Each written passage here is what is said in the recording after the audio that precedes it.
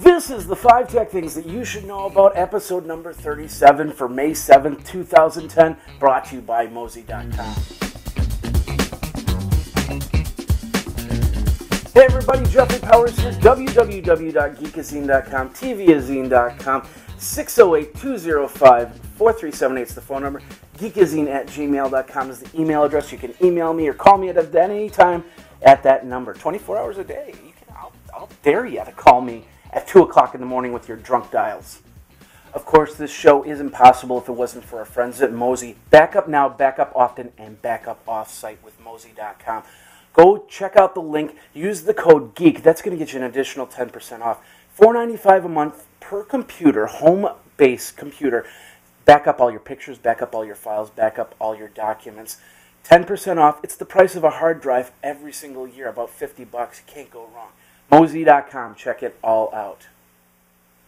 All right, ladies and gentlemen, I want to tell you about this little puppy right here. Next week, we are giving away the Data Vault X510. We've been reviewing it for the last few months. Great little addition to your network to store your programs, to store your pictures, to store files that you can use on any machine, any TV, any computer, which is great. Full multimedia services and everything else. Next week, we're going to be giving away codes at every show, during the podcast, during the Day in Tech History, during the 5 Tech Things That You Should Know About. Collect those codes, enter in the form on geekazine.com, and you're entered in for a chance to win this little puppy right here. You'll have 8 chances per email address to do this, so there's no reason not to try it. It's great, and this is a great little box to have, especially if you're a family that wants to get your multimedia in order. This is the box right here. Okay, ladies and gentlemen, this is the second annual Summer of Podcast contest over at podcastmadness.com. Did it last year. We gave away a lot of great prizes. This year seems to be a lot bigger. We're going to start the contest on June 1st. We're going to go to September 30th.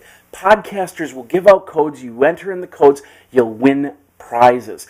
We're going to be giving away prizes during the months of June, July, August, and September, and then the grand prize drawing. So you can't miss it.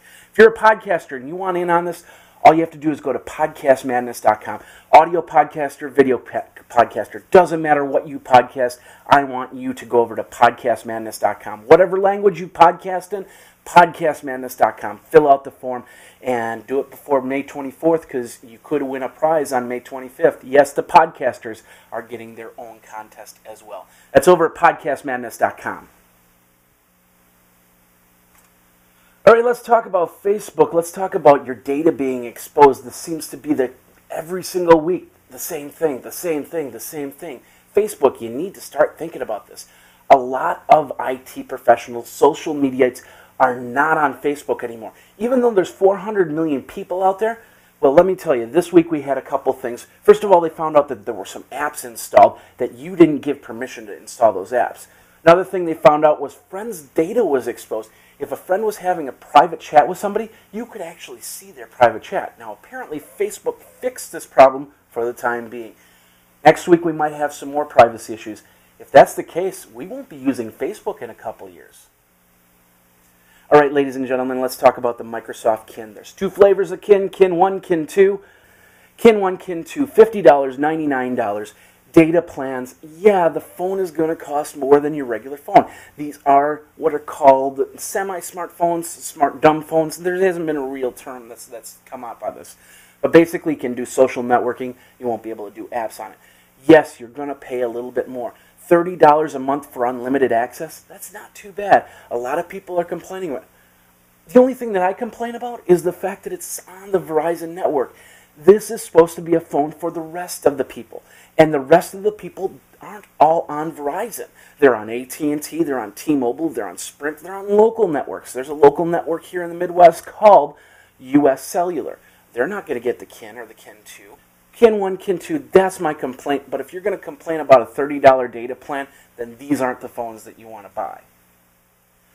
All right, let's talk about Google and e-reader services. Google's going to be coming out with the e-book store from Google. Last year, they came out with you'd be able to download any book you can. Anything that's on the public domain, open source, whatever you want to call it. It is the public domain books. They found a lot of books did have some sort of licensing. Of course, they weren't in the U.S., that licensing, so Google was hoping to get in there and get those books in there. A lot of people complained about it. Now Google's making things legal and legit. Whether a lot of companies, a lot of books will sign online with Google, I don't know. We'll see as the bookstore starts to really take shape. It's not going to be coming up until about June. But you can be rest assured that you'll still be able to get your public domain books for free if you want to. Awesome. Google Books, I can't wait to see what happens, and I will keep you abreast of the whole situation. All right, ladies and gentlemen, take a look at this chart. This is very interesting numbers. This is telling us that netbooks are on the decrease while iPads are on the increase. 1 million iPads have been sold between iPads and iPad 3Gs, and so a lot of people are looking at this. I'm looking at these numbers and saying, well, by next year, will people be making netbooks? Will they have to be forced to make a tablet? I don't know. I'm not ready to get into that tablet market just yet. I like my notebook, and I'm wondering what the numbers are for notebooks, because a lot of people have said, I'm going to get rid of my notebook for my tablet. I'm not there yet. I still need regular programs. I still need Windows. I still need a USB port. I still want a lot more functionality to it. If I have a tablet come CES, it will have a USB port. It will have a camera, so I can use it the best I can on that CES floor. That's what I would get a tablet for. You hear about net neutrality, and some people don't know what net neutrality is. And basically, it's how the ISPs want to work in their data plans. They want what they're calling tiered levels. The FCC wants to step in, and they want to regulate all that so everybody can have faster bandwidths. In the United States, we have low bandwidth, low download, low upload, whereas other countries, they're working to get faster download, faster upload, so people can use the internet on a daily functional basis. Being free or not, that's a different story, but this is very important. That's why the FCC stepped in. Now, they backed off earlier in the week. They're restructuring the thing because you got to understand this. ISPs, the termage of ISP could mean anything. That could mean Comcast. That could mean AT&T. That could mean your local coffee shop. So whatever plan that they put into place, they need to be concerned about how that's going to affect the local markets, because your local coffee shop uses the Wi-Fi as an added advantage to come to their place. Another restaurant, a bar, there's lots of places that have open Wi-Fi. Network neutrality can interfere with that option. The FCC wants to regulate this a little bit differently and take it at an easier approach. Kid steps, I guess you could say. They're calling it the third way, and they want to make broadband telecommunications as a service so they can regulate it, so they can say AT&T, you've got to go this fast. Comcast, it's got to be this fast. No tiered plans, no strangleholds on markets, and I think that's a great thing. Take it a little bit slower. We get a good plan in place. Everybody will have internet within the next 5 years at a decent speed, and that's the important thing. Right. And that is the 5 tech things that you should know about. My name is Jeffrey Powers, www.tvazine.com, geekazine.com. Thanks a lot for watching. Next week we've got those codes, and of course, if you're a podcaster, go over to podcastmadness.com and sign up. Until next week, take care.